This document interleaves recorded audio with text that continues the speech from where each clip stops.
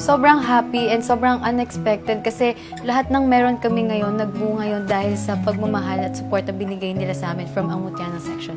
You know, who would have thought in a year from now we were gonna do a film, you know, and not only that, like doing a film with Ash again, which is really great. Isang passion project partnered with actors and actresses na talagang naniniwala ka. Perfect formula. Hi guys, I'm inviting you to watch The making of Minamahal, Isang Daan Bulaklak para kay Luna. Only on Viva One.